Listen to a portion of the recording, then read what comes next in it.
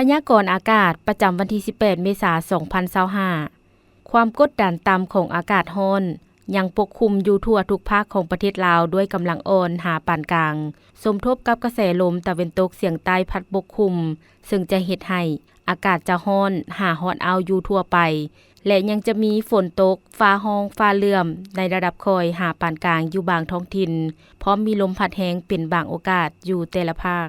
พยากรณ์อากาศแต่เวลา 7 โมงของวันที่ 18 เมษายน 2025 หาเวลา 7 โมงของวันที่ 19 เมษายน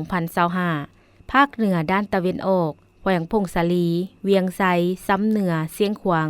อากาศเย็นในตอนกลางคืนหาตอนเช้า พร้อมจะมีฝนตก ฟ้าร้อง ฟ้าเหลื่อม ในระดับค่อยหาปานกลางอยู่บางท้องถิ่น มีลมพัดแรงเป็นบางโอกาส เนื้อที่การปกคลุมของฝนเท่ากับ 45 ส่วนร้อยของภาค อุณหภูมิในระหว่าง 17-32 องศา ภาคเหนือด้านตะวันตกแขวงหลวงน้ำทา บ่อแก้ว อุดมไซ หลวงพระบาง ไซยบุรี อากาศร้อนหาร้อนเอา พร้อมจะมีฝนตก ฟ้าร้องฟ้าเหลื่อม ในระดับค่อยหาปานกลางอยู่บางท้องถิ่น มีลมพัดแรงเป็นบางโอกาส เนื้อที่การปกคลุมของฝนเท่ากับ 40 ส่วนร้อยของภาค อุณหภูมิในระหว่าง 19-37 องศานครหลวงเวียงจันทน์อากาศร้อนหาร้อนเอา พร้อมจะมีฝนตก ฟ้าร้องฟ้าเหลื่อม ในระดับค่อยหาปานกลาง มีลมพัดแรงเป็นบางโอกาส เนื้อที่การปกคลุมของฝนเท่ากับ 50 ส่วนร้อย อุณหภูมิในระหว่าง 26-37 องศา ภาคกลางแขวงเวียงจันทน์บริคำไซ คำมวน สวรรณเขต อากาศร้อนหาร้อนเอา พร้อมจะมีฝนตก ฟ้าร้องฟ้าเหลื่อม ในระดับค่อยหาปานกลางอยู่บางท้องถิ่น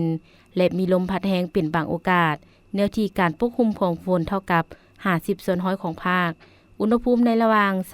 24-37 องศา แขวงไซสมบูรณ์ อากาศเย็น พร้อมจะมีฝนตก ฟ้าร้องฟ้าเหลื่อม ในระดับค่อยหาปานกลาง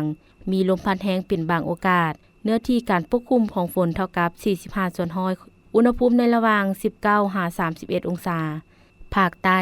แขวงสารวัน จำปาสัก เซกอง อัตตปือ อากาศร้อนหาร้อนเอา พร้อมจะมีฝนตก ในระดับค่อยหาปานกลางอยู่บางท้องถิ่น และมีลมพัดแรงเป็นบางโอกาส เนื้อที่การปกคลุมของฝนเท่ากับ 35 ส่วนร้อยของภาค อุณหภูมิในระหว่าง 25-37 องศา สำหรับเขตภูเพียงบริเวณ อากาศเย็น พร้อมจะมีฝนตก ฟ้าร้องฟ้าเหลื่อม ในระดับค่อยหาปานกลางอยู่บางบริเวณ